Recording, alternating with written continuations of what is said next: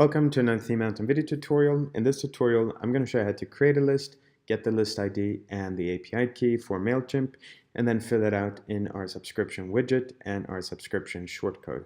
So once you sign up for MailChimp, you'll see something like this, which is the dashboard. So the first step you want to take here is to head over to list and create your first subscription list. So I've already created one here previously, but I'm going to go ahead and create a new one just for illustrative purposes here.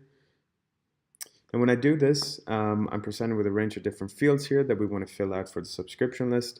So I'm just going to fill out what I've had here previously as an example. Now, obviously, you want to spend a little bit more time to fill this out properly. So you just have to set the from email, the from name. This will likely be your company. I've already filled out my address here. I'm just going to update the country. And of course, you want to remind people how they signed up to your newsletter. I'm just going to use the text that they provide here at the bottom as an example, but you obviously want to spend a little bit more time on this.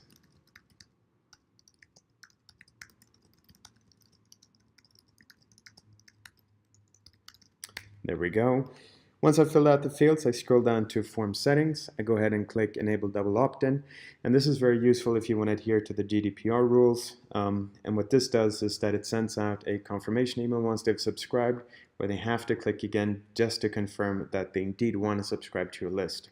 Now, you don't need to check the enable GDPR fields because we provide that as checkboxes in our shortcode.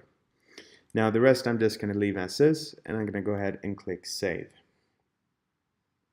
Once I've done this, I'm going to head back to lists. And right next to stats, the little downwards arrow, I'm going to go ahead and click settings. And at the bottom of the settings list, we will find the list ID. So I'm going to go ahead and copy this. Then I'm going to head over to my dashboard, and I'm first going to enter it into this subscription widget. So to do that, we go to Appearance Widgets. And then we go ahead and add the subscription widget to either the footer, the page, or blog sidebar here. So I'm just going to go ahead and do that.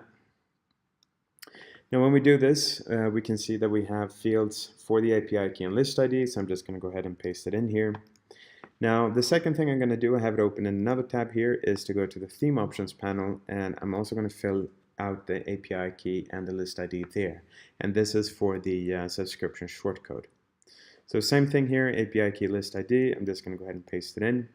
And once I've done that, I'm going to head back to MailChimp, and I'm going to get the API key.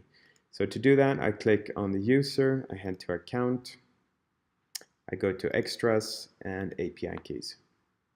Now, I obviously have a range of different API keys here, but I am going to create a new one just so you can see how I do it. So it's very simple here. I just copy the key. Again, I go back to widgets. I pasted in the appropriate field here. Now I suggest you go through all the settings and check them out. I'm not going to go into detail about those right now. Once I've done that, I'm going to go ahead and save. And then I'm going to do the same in the theme options panel here. Now in the theme options panel, we have a few additional fields and settings here. Namely, you can set the consent text for the subscription form, and this is for the GDPR rules.